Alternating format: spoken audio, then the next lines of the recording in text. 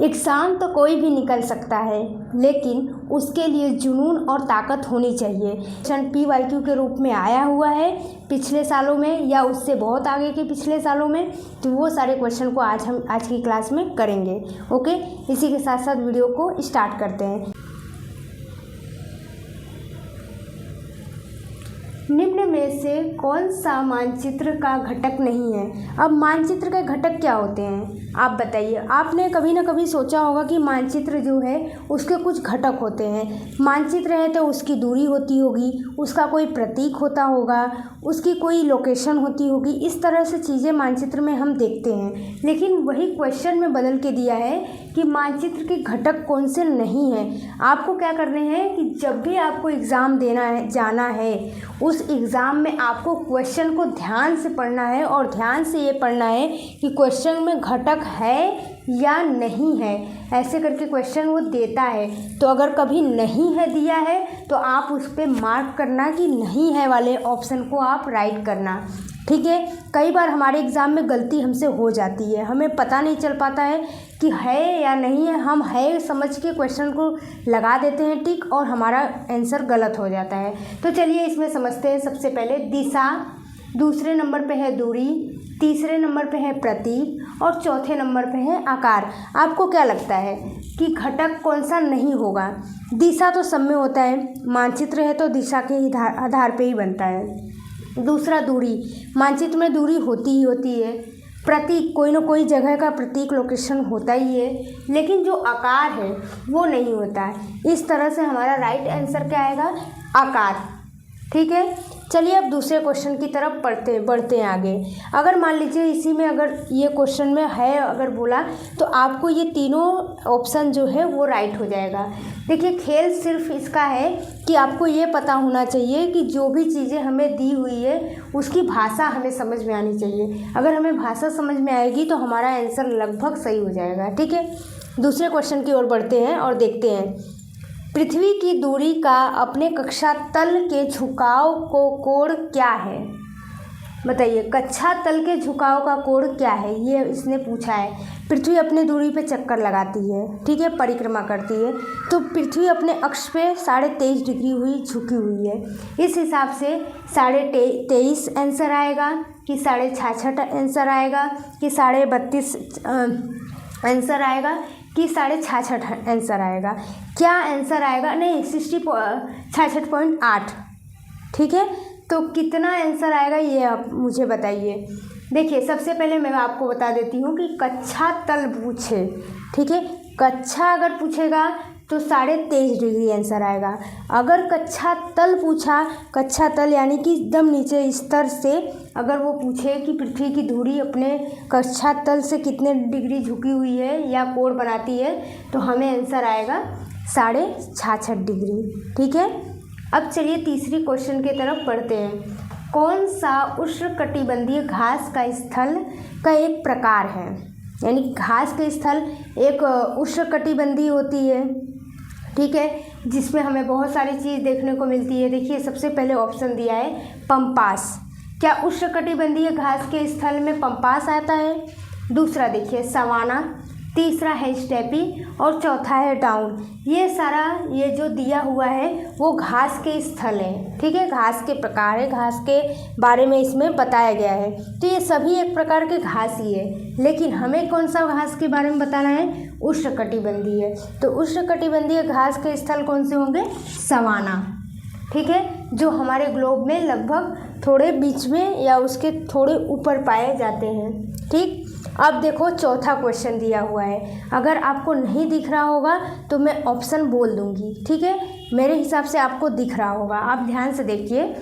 किसे जीवाश्म ईंधन नहीं माना जाता है? जीवाश्म ईंधन यानी कि जिसमें जीव हो, जिसमें कोई भी प्रकार की सूक्ष्म जीव होते हैं उसे हम बोलते हैं जीवाश्म, ठीक है, यानी जीव का अस्म जिसमें हो। तो जीवाश्म ईंधन जिसमें नहीं पाया जाता है वो पूछ रहा है, तो किस में पाया जाता है पहले वो देखते हैं। ऑप्शन को हमें एलिमिनेट करने आना चाहिए। अगर ऑप्शन को हमें एलिमिनेट करने आएगा तो हमारा आंसर राइट हो जाएगा। ठीक है, आधे से ज़्यादा चीज़ हमें सही समझ में आने लगेंगे कि कौन से राइट हो सकते हैं। सबसे पहले बताइए, पेट्रोलियम में जीवाश्म होती है कि नहीं होती है? देखिए, पेट्रोलियम में जीवाश्म होती है क्योंकि ये क्या होता है, ज़मीन के अंदर, ठीक है, जो हमारे मलबे होते हैं वो सब दबे हुए होते हैं, बहुत सारी पुरानी चीज़ें, ठीक है, तो उससे हमारा पेट्रोलियम बनता है। तो जब कोई चीज़ दबा हुआ है, उससे कोई चीज़ निर्माण हो रहा है, उसमें जीवाश्म तो होता ही होता है। ठीक है, दूसरा है हमारा प्राकृतिक गैस। प्राकृतिक गैस में क्या होता है इसमें भी जीवाश्म पाया जाता है। ठीक, तीसरा है हमारा कोयला। क्या कोयला में जीवाश्म नहीं पाया जाता है? आपको क्या लगता है? जो भी आपको लगता है वो आप कमेंट बॉक्स में कमेंट कीजिएगा। ठीक है, क्या आपको राइट आंसर इसका क्या लगता है? मैं आपको बता देती हूँ कि इसका राइट आंसर क्या होगा। देखिए, जीवाश्म ईंधन जिसमें नहीं पाया जाता है वो है जलाऊ लकड़ी। वो लकड़ी जो जली हुई हो, जो जल गई हो। आप ही बताइए, पहले ज़माने में लोग क्या करते थे, चूल्हे पे खाना बनाते थे, तो उसमें जो लकड़ी प्रयोग करते थे वो लकड़ी जल जाती थी। अब जल गई तो उसमें कोई अस्म होगा, कोई जीव होगा? बिल्कुल नहीं होगा, होगा भी तो मर गया होगा। ठीक है, तो इस हिसाब से जलाऊ लकड़ी में कोई भी जीवाश्म ईंधन नहीं पाया जाता है। आई होप कि आपको ये सारे क्वेश्चन का आंसर समझ में आ गया होगा और ये सब आप देख लीजिएगा। ठीक है, क्योंकि ये सारे जो क्वेश्चन हैं वो 2015 के हैं। ठीक है, और 10 साल के पेपर लगभग करके जाइएगा ही एग्ज़ाम में, ताकि आपको हेल्प हो सके। मेरे तरफ से मैं क्या हेल्प कर सकती हूँ उसके बारे में देखिए मैंने आपको लगभग बता दिया है। ठीक, आगे चलते हैं, आगे की क्लास में देखते हैं कि आगे के क्वेश्चन में क्या दिया हुआ है। कौन सा केवल तटीय क्षेत्र पर विनाश का कारण बनता है?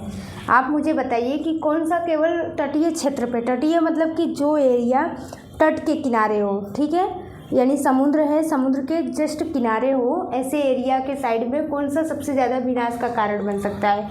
बाढ़, अगर समुद्रों में बाढ़ आए तो, चक्रवात आए तो, या सुनामी आए तो क्या होगा इसका राइट आंसर? देखिए, बाढ़ नहीं होता, क्योंकि बाढ़ होने से बाढ़ तटीय एरिया पे सिर्फ नहीं होता है, वो और भी जगहों पे होता है। ठीक है, जहाँ इलाके में जहाँ लोग रहते हैं वहाँ तक भी होता है। ठीक है, चक्रवात अगर आता है तो चक्रवात सिर्फ समुद्रों में ही आता है। ठीक, लेकिन सुनामी जो होता है उसकी जो लहरें होती है वो तटीय एरिया को सबसे ज़्यादा नुकसान करती है। तो इसका आंसर क्या होगा? सुनामी। ठीक, अब चलिए आगे के क्वेश्चन की तरफ बढ़ते हैं। पृथ्वी की सबसे भीतरी परत मुख्य रूप से किसकी बनी होती है? तो इसको याद करने का एक ट्रिक है कि जैसे मान लीजिए ये हमारी पृथ्वी का जो स्ट्रक्चर है एक तरह से, जिसको हम बोलते हैं सियाल, सीमा, निफे।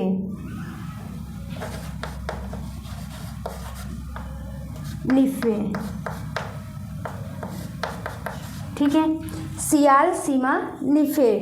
तो ये क्या है, एक तरह से स्ट्रक्चर में बताया गया है कि सबसे ऊपरी जो पृष्ठ होती है वो किसकी बनी होती है?